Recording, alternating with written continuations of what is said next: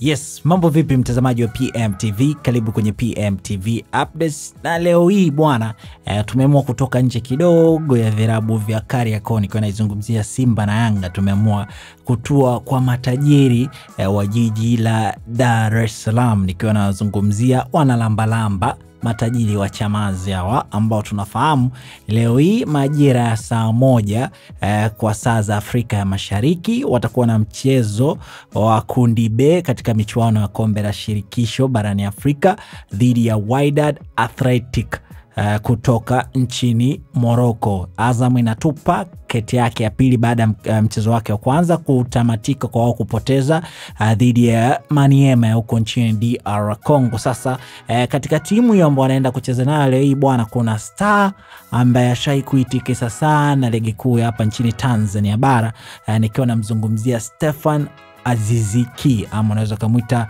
Mwamba kutoka Wagadugu. Na mtu huyu aliitikisa sana ligi kuu ya Tanzania bara na akawa top scorer, tunakumbuka misimu miwili iliyopita, lakini pia ameshai kuwa moja kati ya watu ambao wana assist nyingi kwenye ligi kuu hapa nchini Tanzania bara.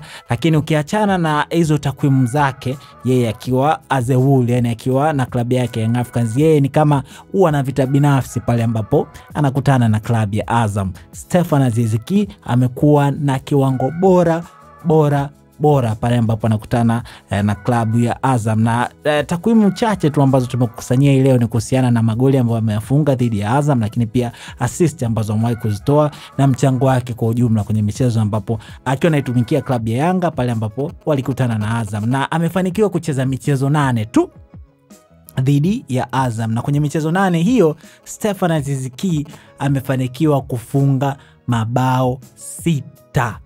Yes, mabao 6, lakini pia amefanikiwa kutoa assist 1 katika michezo hiyo 8, lakini pia amewahi kuwafunga hat-trick mara moja. Hivyo takwimu zake zinasomeka hivi: michezo 8, magoli 6, assist 1 na hat-trick 1. Na leo hii majira ya saa 1 kama nilivyoweza kukutana baishia hapo alikule visiwani Zanzibar, Aziz Ki atakuwa akicheza dhidi ya Azam. Na hii fomu yake ambayo alikuwa anaionyesha pale akiwa na klabu ya Young Africans ata copy and paste kuihamishia Wydad na kuweza kuwasurubu klabu ya Azam.